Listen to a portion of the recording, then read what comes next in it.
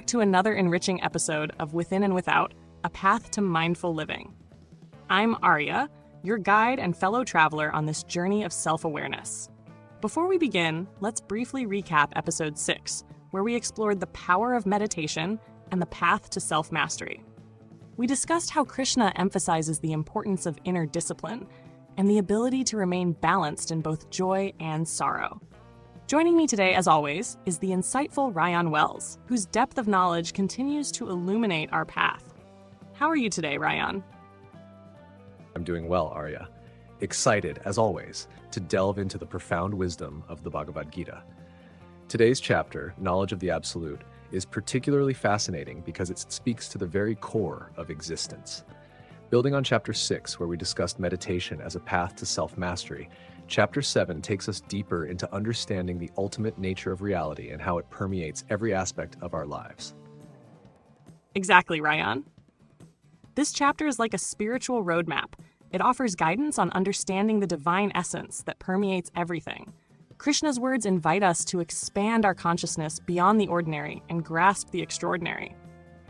Absolutely. And what's unique about Chapter 7 is how Krishna blends philosophical insights with practical guidance, making these teachings relevant for both spiritual seekers and everyday individuals.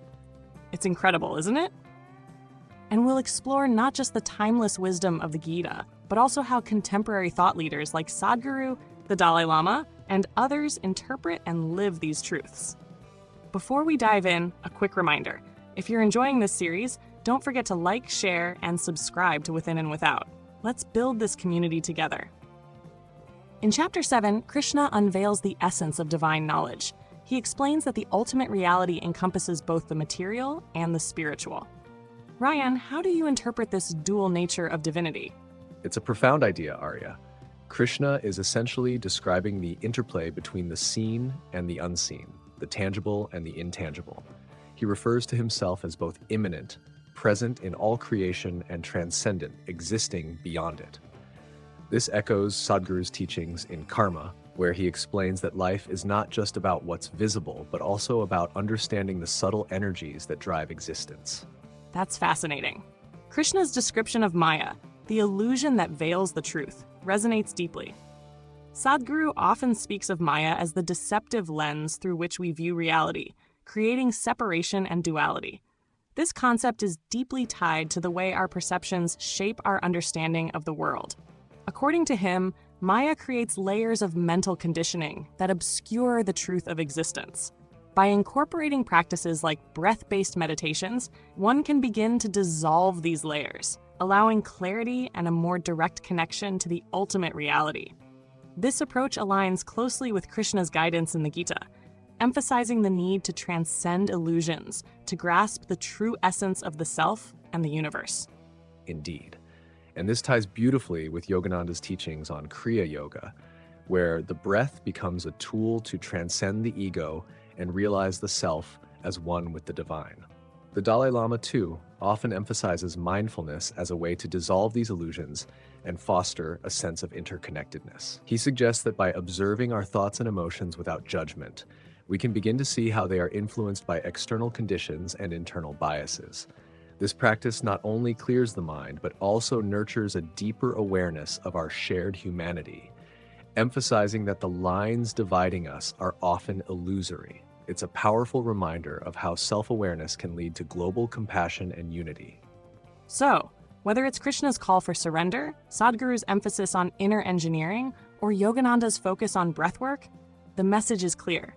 The path to the absolute begins with dissolving the false sense of separation. Precisely. And Krishna's statement, "I am the taste in water, the light in the sun, and the moon," reminds us that divinity isn't separate from our daily lives. It's in the water we drink, the air we breathe, and the light that warms us.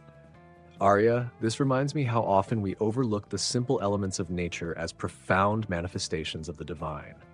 Do you think this is why Krishna uses such elemental imagery to describe himself?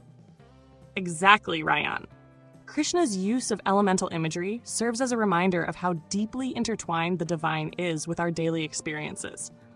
By referring to himself as the taste in water or the light in the sun, Krishna is inviting us to see the sacred in the mundane.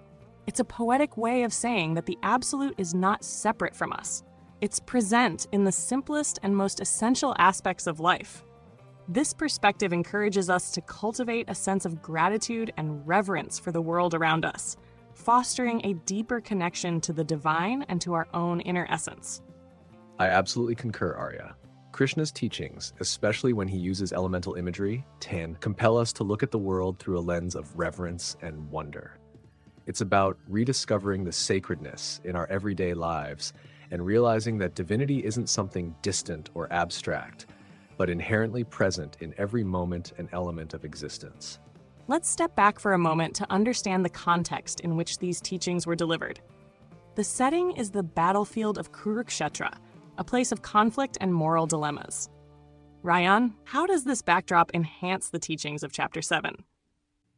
The battlefield is symbolic of the inner conflict we all face. Arjuna's struggle is universal. It's the tension between our worldly responsibilities and our spiritual aspirations. Krishna's teachings provide clarity in the midst of this chaos, emphasizing that the absolute is the anchor that keeps us steady. It's incredible how these ancient teachings remain relevant. Modern thinkers like Sadhguru often draw parallels between the battlefield and our fast-paced lives. He describes life's challenges as opportunities to connect with our deeper selves, urging us to approach them with awareness and a sense of purpose. Exactly. And this universality is what makes the Gita timeless. Its lessons apply whether you're a warrior on a literal battlefield or navigating the complexities of modern existence. The beauty lies in its adaptability. Krishna's teachings transcend specific contexts, offering guidance for anyone facing internal or external challenges. Whether it's making difficult decisions, balancing duties, or seeking inner peace, the Gita provides a framework for understanding and approaching life with wisdom and clarity. So true, Rayan. And it's heartening to see how these teachings continue to inspire contemporary thinkers and spiritual leaders. Before we delve into how these teachings can be applied to modern life, let's take a moment to compare Krishna's insights in Chapter 7 with teachings from other religions. Rayan, how do these ideas of the absolute align or differ from spiritual concepts in other traditions? That's a great question, Arya. In Chapter 7, Krishna explains the interconnectedness of all things, presenting the absolute as both immanent and transcendent. This is somewhat akin to the Christian concept of God being omnipresent and omniscient. In Christianity, the divine is seen as deeply personal, a being who listens to prayers and intervenes in the world. While Krishna's portrayal is similarly all-encompassing, it leans more toward understanding the divine as the essence and source of all creation, which aligns closely with Advaita Vedanta's non-dualism. Interesting. How about in Islam? In Islam, the concept of Tawhid emphasizes the oneness and unity of God, much like Krishna's teachings in this chapter. However, while the Quran portrays Allah as supremely compassionate and merciful, the focus is more on submission and reverence rather than realizing unity with the divine. The Gita's approach invites seekers to discover their oneness with the absolute through knowledge, devotion, and self-realization. And how does Buddhism fit into this comparison? Buddhism provides an intriguing contrast. While it doesn't focus on a creator deity, the teachings emphasize the interconnectedness of all life through the concept of dependent origination. Krishna's discourse on the absolute as the ultimate reality resonates with Buddhist teachings on achieving nirvana, a state where one transcends illusions and recognizes the nature of existence. Both traditions aim to free individuals from the veil of Maya or ignorance. That's beautifully put, Rayan. So while the Gita shares common threads with other traditions, it uniquely emphasizes the personal journey to recognizing the divine within and beyond. Now let's bring Krishna's teachings into our daily lives.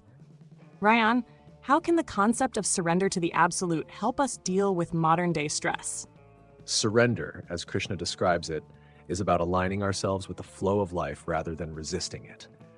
In practical terms, this means accepting life's uncertainties with grace. Sadhguru often talks about the futility of clinging to outcomes, urging us to focus on the process instead. He emphasizes that by immersing ourselves fully in the task at hand, we align with the natural rhythm of life. This approach not only reduces stress, but also enhances clarity and effectiveness. As Krishna explains in the Gita, attachment to results binds us in cycles of expectation and disappointment, while true freedom lies in the joy of unconditioned effort and engagement. And what about practical techniques? Could mindfulness or Kriya Yoga help us embody these teachings? Absolutely. Techniques like breath-focused meditation or mindful awareness can help ground us in the present moment. Dandapani, in The Power of Unwavering Focus, emphasizes the importance of training the mind to stay present and aligned with our higher purpose. He suggests that this alignment is cultivated through consistent practice of focus-building techniques, such as setting clear intentions, eliminating distractions, and dedicating time to introspection. By training the mind in this way, we not only enhance our ability to remain centered in the present, but also strengthen our connection to our higher goals and values. That's such a valuable insight. And it reminds me of something the Dalai Lama once said: happiness is not something ready-made. It comes from your own actions. Whether through mindfulness, yoga, or self-reflection, the path to the absolute is one of active engagement. Exactly. It's about integrating these teachings into our daily routines. Whether it's through a gratitude practice, mindful eating, or simply taking a moment to appreciate the divinity in everything around us. Let's now shift to a mindfulness exercise inspired by today's discussion. Find a comfortable seat, close your eyes, and take a deep breath. As you inhale, imagine drawing in the light and energy of the universe. As you exhale, let go of any tension or negativity. Now, visualize yourself as part of an interconnected web of life. Feel the pulse of this connection in your heartbeat and the rhythm of your breath. Let this awareness remind you of Krishna's words: I am the soul seated in the hearts of all beings. When you're ready, gently open your eyes. Carry this sense of connection with you as you move through your day. If you are looking for similar mindfulness exercises, I highly recommend trying Upa Yoga, a free app offered by Isha Foundation. It provides simple yet effective practices designed to relax the body, enhance energy levels, and sharpen focus. It's a wonderful way to integrate mindful awareness into your daily routine. Could you share more details about how this app works, Rayan? I'm sure our listeners would love to know what makes it such an effective tool for mindfulness. Upa Yoga offers a carefully curated selection of yogic exercises designed to enhance mindfulness and overall well-being. The program includes 7 different exercises tailored to various aspects of life. Yoga for Health, designed to promote physical vitality and overall wellness through gentle movements and breathing techniques. Yoga for Success focuses on improving mental clarity, enhancing productivity, and fostering a sense of purpose. Yoga for Peace provides tools to calm the mind, reduce stress, and cultivate inner stillness. Yoga for Joy aims at elevating emotional well-being and instilling a sense of lightness and happiness. Yoga for Love helps nurture connection and compassion, both inwardly and in relationships with others.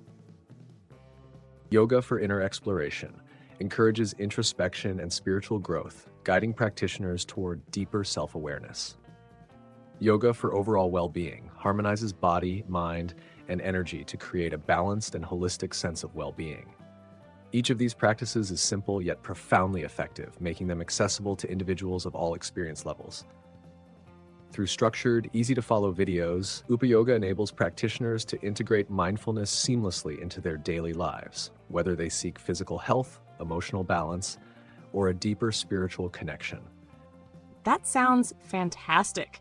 Could you explain how our listeners can access these videos and incorporate them into their daily lives? You can access these free tools offered by Sadhguru through the official Isha Foundation website. Additionally, the Sadhguru app provides access to these tools and more, including guided meditations, daily wisdom, and yoga programs. The app is available for download on both Android and iOS platforms. What part of today's discussion resonated with you the most? Is it Krishna's teachings on the interconnectedness of all things, or perhaps the modern interpretations from thought leaders like Sadhguru and Yogananda? Let us know in the comments. And don't forget to share this episode with friends and family. These teachings have the power to transform lives, but only if we spread them.